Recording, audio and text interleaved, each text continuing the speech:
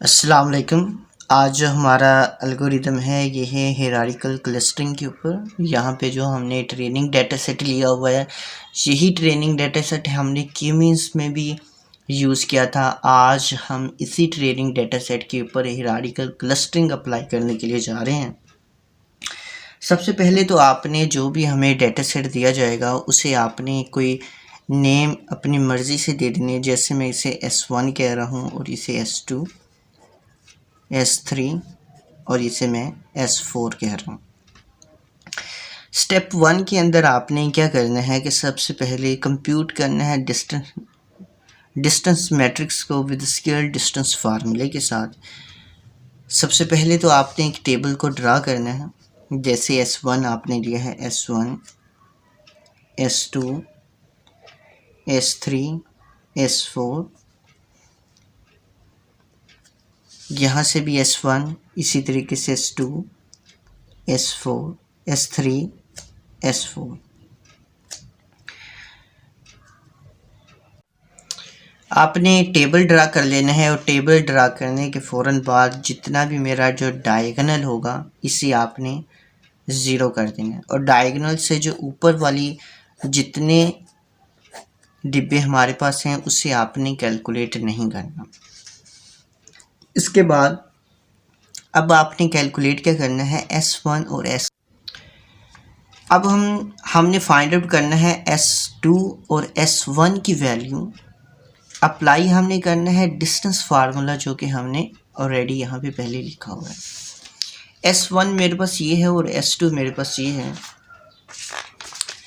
अब हम कैलकुलेट करते हैं। अब देखें कि S1 और S2 की मैंने कैलकुलेशन किस तरह की, 1 में से इस 1 को माइनस किया है, स्केयर प्लस 1 माइनस 0 का स्केयर इज इक्वल टू 1। मेरे पास आंसर आ जाएगा 1, जो कि मैं यहाँ पे लिख दूँ। अब हमने कैलकुलेट करना है S3 और S1 को और S3 और S2 को कैलकुलेट करना है। आप चेक कर सकते हैं कि यहाँ पे S1 और S3 की कैलकुलेशन है कि S1 में से माइनस किया है 0 को और 1 में से माइनस किया है 2 को। यहाँ पे आप देख सकते हैं। उसके बाद क्या है कि हमने कैलकुलेट करना है S3 और S2 को, S3 और S2 को कैलकुलेट करना है। ये इस तरीके से हमने सारी कैलकुलेशन की हुई है। हम अब टेबल के अंदर अपनी वैल्यूज़ को लिखते हैं। ये अब आपने कैलकुलेट खुद कर लेनी है सारी वैल्यूज़ को। जैसे ही हमारी टेबल के अंदर वैल्यूज़ फिल हो जाएंगी तो इसमें से आपने सबसे मिनिमम वैल्यू जो है उसको यहाँ पे इस टेबल में अगर हम देखें तो सबसे जो मिनिमम वैल्यू आ रही है वो हमारी आ रही है 1। अब क्योंकि 2 1 आ रहे हैं तो आप अपनी मर्ज़ी से कोई भी एक 1 के ऊपर सर्कल कर सकते हैं। मैंने यहाँ पे सर्कल कर लिया है S1 और S2 को। जैसे ही आपने सर्कल करना है, इसके फ़ौरन बाद जो स्टेप 2 होगा, स्टेप 2 के अंदर आपने क्या करना है, यहाँ पे आपने मर्ज करना है 2 क्लस्टर मेंबर हेयर जिनकी जो मिनिमम वैल्यू जो आ रही है वो 1 आ रही है। हैंस वी कंबाइन, हमने S1 और S2 को कंबाइन कर देना है और अपडेट करना है अपने डिस्टेंस मैट्रिक्स को। आए हम अब इनको मर्ज कैसे करते हैं ये अब हम सीखते हैं। यहाँ पे S1 और S2 को सर्कल किया था, इसलिए हम S1 और S2 को कंबाइन कर देंगे। बाकी जो होगा वह S3 और S4 बचेगा। जिस तरह यहाँ पे लिखा है बिल्कुल सेम आपने इस साइड पे भी वैसे ही लिखना है।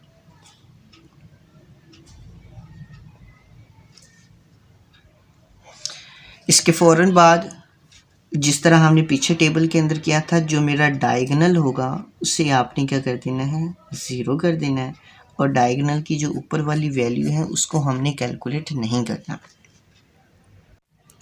ये टेबल मैंने ड्रा कर दिया है कि आपकी आसानी के लिए, कि आपसे या मुझसे कोई ऐसी मिस्टेक ना हो जाए कि हमारा क्वेश्चन गलत हो जाए। डायगोनल के ऊपर वाला जो हिस्सा है ये आपने कैलकुलेट नहीं करना है। इसके ऊपर मैं लाइंस लगा रहा हूँ। डायगोनल के जो नीचे वाली डिब्बे रह गए हैं इसको हम कैलकुलेट करेंगे अप्लाई। इसके ऊपर हम स्केल्ड डिस्टेंस फार्मूला अप्लाई करेंगे। क्योंकि वो पहले हमने एक दफ़ा अप्लाई कर चुके हैं। अब हम कैलकुलेट करने के लिए जा रहे हैं S3 और S1 और S2 को। जी अब हम देखते हैं किस तरह। आपने सबसे पहले लिखना है मिनिमम, ब्रैकेट लगानी है और उसके बाद डिस्टेंस लिखना है। डिस्टेंस कौन सा है? S3, S1 और S2। इसके आपने पेयर बना लेने हैं कि S3, S1, S3 और S2। अब आपने प्रीवियस टेबल में जाके वैल्यू चेक करनी है S3 यहाँ से। S3 और S1 की आपने यहाँ से वैल्यूज़ को चेक करनी है। S3 और S1 की जो वैल्यू आ रही है वो कितनी आ रही है? 2। आप यहाँ पे लिख दें।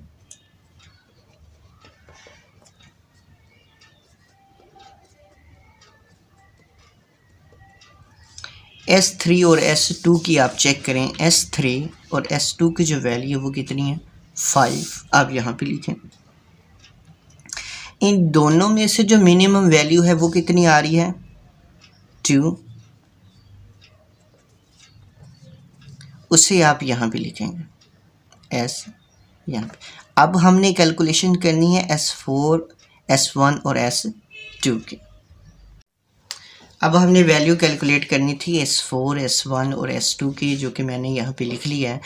अब आप S4 और S1 की वैल्यू प्रीवियस टेबल में जाके देखें तो क्या आ रही है? S4 और S1 की वैल्यू कितनी आ रही है? 1 आ रही है, जो कि हम यहाँ पे लिखेंगे। S4 और S2 की वैल्यू अब हमने देखनी है। S4 और S2 की जो वैल्यू है वो कितनी आ रही है? 2, जो कि हम यहाँ पे लिखेंगे। अब इसमें से जो मिनिमम वैल्यू है वो कितनी आ रही है? हमारी 1 आ रही है। उस 1 को हम यहाँ पे लिखेंगे। अब यहाँ पे हमने S4 और S3 की वैल्यूज़ चेक करनी है प्रीवियस टेबल में जाके। S4 और S3 की वैल्यू कितनी आ रही है? 5 आ रही है, और ये हम यहाँ पे लिखेंगे और यहाँ पर भी लिखेंगे। अब ये जो हमारे पास टेबल बना है इसमें से हमने चेक करनी है सबसे मिनिमम वैल्यू कौन सी आ रही है। इस तीनों में से अगर हम चेक करें तो मिनिमम वैल्यू 1 ही आ रही है। अब आपने मिनिमम वैल्यू के ऊपर जैसे ही सर्कल किया तो अब आपने इनको S4 को S1 और S2 के साथ कंबाइन कर देना है। अब हम इसको कंबाइन करते हैं। सबसे पहले आप स्टेप 3 में लिखेंगे हमने दो क्लस्टर्स को मर्ज किया है जिनकी वैल्यू 1 है, और अब हम इसको अपडेट करने जा रहे हैं। अब हम दोबारा से एक टेबल उसी तरह से दोबारा से बनाएंगे। ये प्रोसेस आपने तब तक जारी रखना है जब तक ये मिनिमम नहीं हो जाता, क्योंकि हमने यहाँ पे S4 और S1 और 2 को कंबाइन करना था। S1, S2, S4, और यहाँ पे क्या रह गया है? S3। इसी तरीके से आप यहाँ पर भी लिखेंगे S1, S2, S4 और यहाँ पे S3। इसका डायगोनल भी 0 और इसका डायगोनल भी 0। यहाँ पर जो हमारे पास वैल्यू आएगी वो, क्योंकि अब आप कैलकुलेट खुद कर लीजिएगा, मैं डायरेक्ट वैल्यू लिख रहा हूँ यहाँ पे 2। इस 2 के ऊपर आप सर्कल करेंगे, ठीक है। अब आप इसके लिए एक ग्राफ बनाएंगे। उस ग्राफ को हमने, क्योंकि सबसे पहले आप चेक करेंगे कंबाइन क्या कौन कौन से हो रहे थे। S1 और S2 हो रहा था। आपने यहाँ पे सबसे पहले S1 और S2 लिख लेना। इसके बाद जो कंबाइन हो रहा था आप चेक करें क्या हो रहा था? S4 आ रहा था। आपने फ़ौरन ही यहाँ पे S4 लिखना है। अब यहाँ पे कंबाइन हो रहा है S3,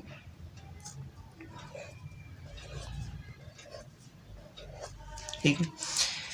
S1 और S2 कंबाइन हुए थे। इसके बाद S1, 2 के साथ क्या कंबाइन हो रहा था? 4। इस 4 को आपने कंबाइन करना है इसके साथ। इसके बाद S3 कंबाइन हुआ था, इसको आपने पकड़ के S3 के साथ कंबाइन करना। इसके बाद आपने एक ग्राफ बनाना है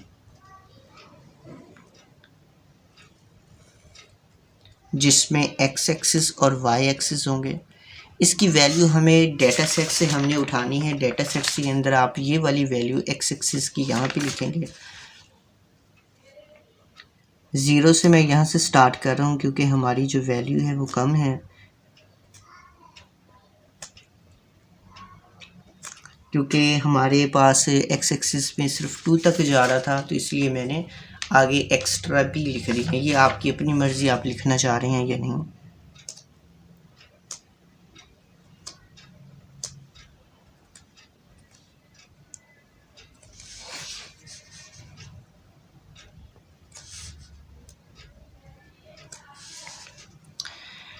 अब आप एक्स एक्सिस में चेक करें कि S1 मेरा कहाँ पे आ रहा है, जहाँ पे एक्स एक्सिस का 1 और वाई एक्सिस का भी 1 होना चाहिए। ओके, ये हमारा एक्स एक्सिस है, ये हमारा वाई एक्सिस है। यहाँ से हमने S1 को यहाँ पे लगा दिया। इसके बाद हमारा जो S2 है, एक्स एक्सिस का 1 है और वाई एक्सिस का क्या है, 0 है।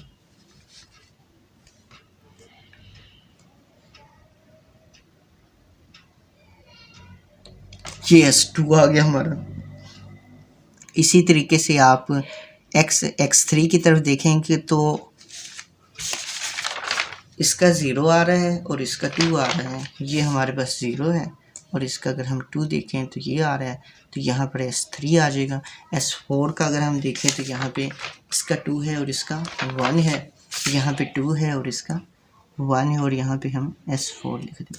सबसे पहले जो हमारे पास कंबाइन हो रहे थे वो हो रहे थे S1 और S2 हो रहे थे। S1 और S2 को हमने कंबाइन इस तरीके से कर देना। इसके बाद S4 आ रहा था, इसको भी हमने इस तरह क्लस्टर्स की फॉर्म के अंदर हम बना रहे हैं। इसके बाद S3 हुआ था, ये हमारे पास S3 है। ये थैंक यू सो मच। अगर आपको कोई भी इस एल्गोरिदम के अंदर प्रॉब्लम हो रही है, आप कमेंट बॉक्स के अंदर कमेंट करें, तो इंशाल्लाह मैं वहाँ पर भी एक्सप्लेनेशन के लिए एक अलग से वीडियो बना दूँगा।